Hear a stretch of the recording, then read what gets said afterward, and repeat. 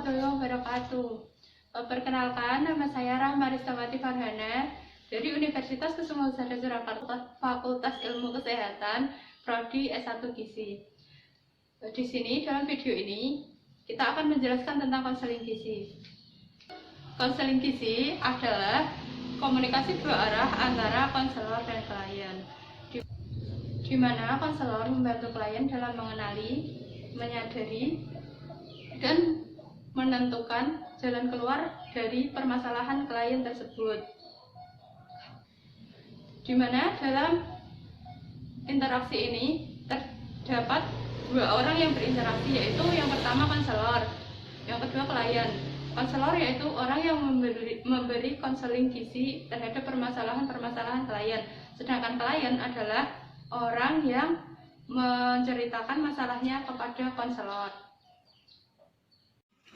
Permisi, Silakan masuk.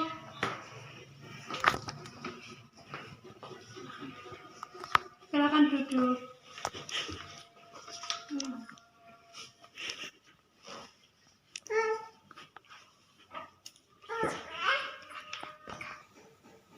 Selamat datang di klinik Bunda. Di sini saya selaku ahli gizi. Selamat datang di klinik kami. Selamat pagi, Bu. Ada yang bisa saya bantu? tadi hasilnya Mbak.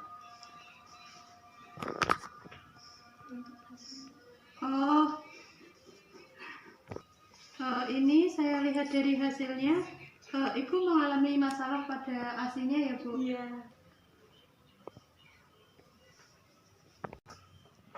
Kalau boleh tahu, untuk keluhannya apa aja ya, Bu, yang dirasakan? Apa ya Bu ya? Keluarnya tuh sedikit. Lalu si kecil itu minumnya tuh cuma kayak buat mainan gitu. Habis minum itu selalu dimuntahin lagi seperti itu.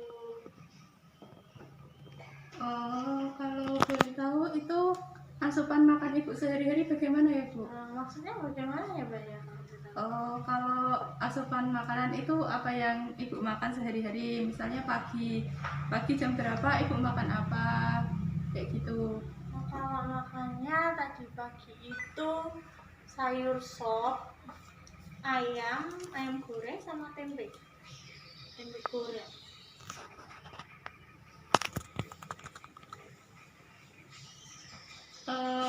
Apakah Ibu suka mengonsumsi makanan yang berlemak gitu, kayak gorengan, terus dari lemak-lemak hewani yang lain? Tidak begitu suka sih Mbak, cuma ya.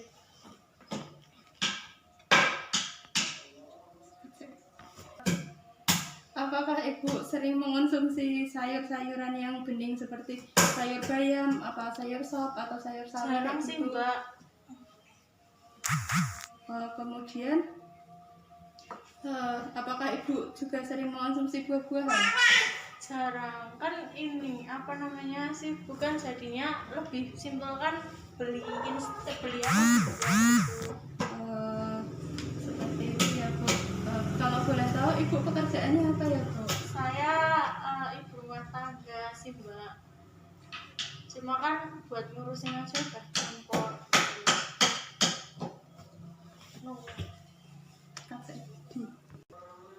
Untuk riwayat keluarga Ibu, apakah ada yang keluhannya sama seperti Ibu, seperti ASI-nya keluarnya hanya sedikit? Apakah nenek Ibu ataukah ibunya? Enggak ada Mbak.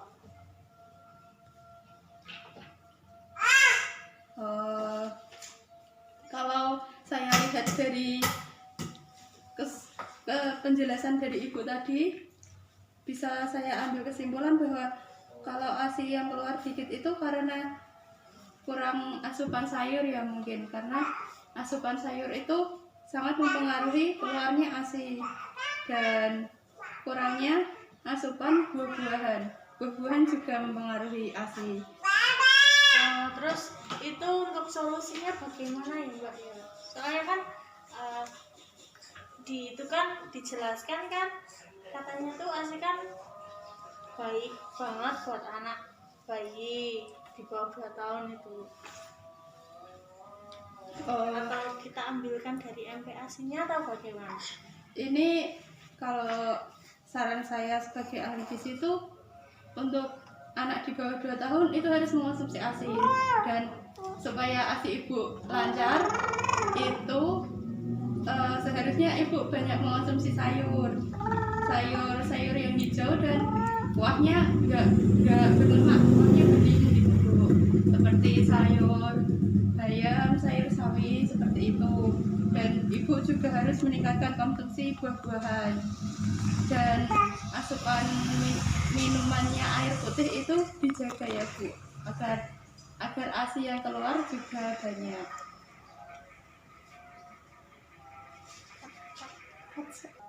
Apakah ibu juga melakukan aktivitas fisik atau olahraga atau aktivitas lainnya gitu Bu? Kalau aktivitasnya sih ya paling tuh kegiatan rumah tangga Mbak, kayak nyapu, ngepel, cuci baju. Tapi kalau masak enggak sih, jarang Mbak. Oh, kalau seperti itu sih menurut saya masih kurang ya Bu, aktivitas fisiknya. Harusnya itu aktivitas fisik seperti misalnya ya jalan kaki, lari, atau senam aerobik itu juga bagus Bu. Biasanya kan kalau ibu-ibu itu banyak ya senam aerobik. Itu biasanya ibu yang habis melahirkan gitu juga banyak Mbak. Saran saya sih kalau olahraga itu senam aerobik. Anaknya nggak ada yang ngajak, gimana? Bisa bergantian sama ayahnya kalau misalnya ayahnya lagi libur kerja, atau dititipin di adiknya atau siapa gitu Mbak.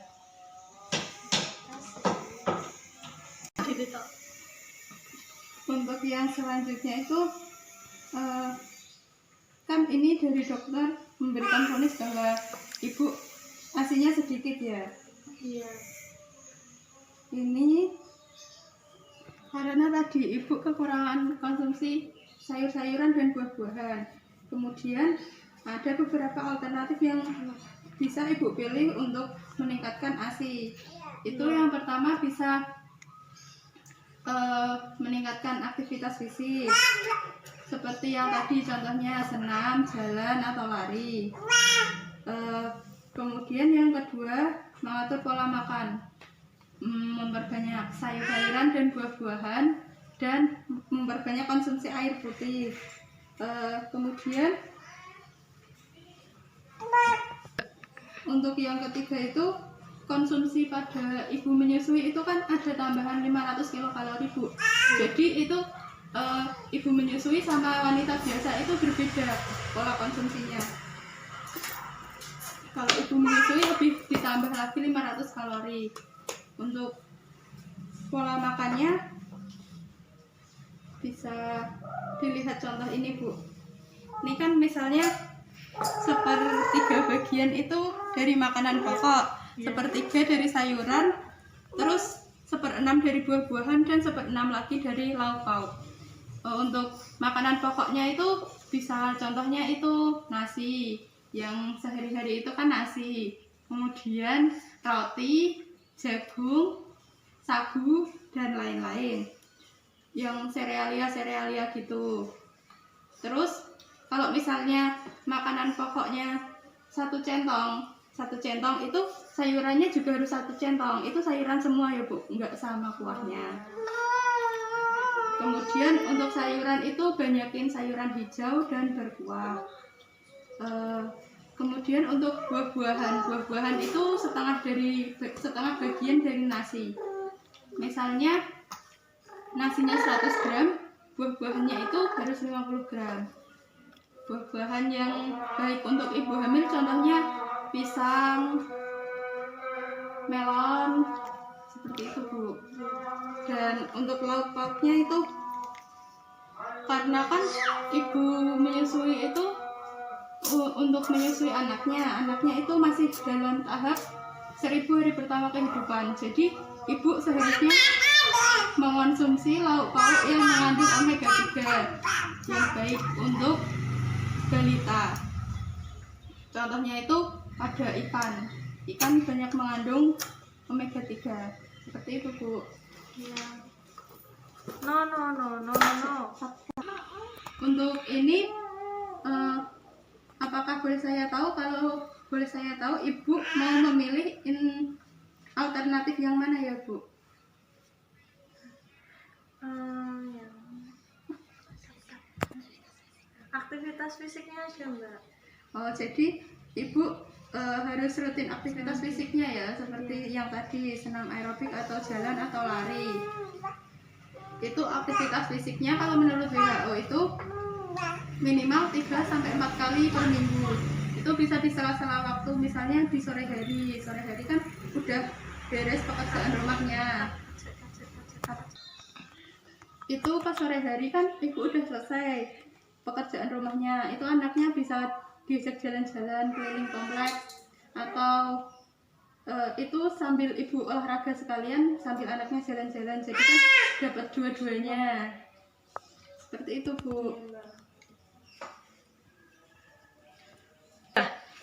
Untuk sekarang ini kita komitmen ya Bu, jadi ibu harus aktivitas fisik minimal 3-4 kali per minggu. Itu nanti saya catat di sini, dan sampai ketemu lagi 1 bulan kemudian untuk kita bahas lagi perkembangannya bagaimana. Jika ibu ada kesulitan bisa chat saya via WA ataupun Instagram, seperti itu Bu. Ya Mbak, baik. Apakah ada keluhan lain selain itu Bu? Enggak sih Mbak, cuma itu aja. Oh baik Bu. Ini berkasnya saya berikan kepada Ibu. Baik Mbak. Apakah ada yang ingin ditanyakan lagi Bu? Belum Mbak. Semoga Ibu bisa menjalankan komitmen Ibu yang telah kita sepakati. Jika misalnya ada kesulitan bisa menghubungi saya lagi ya Bu. Baik Mbak. Terima kasih.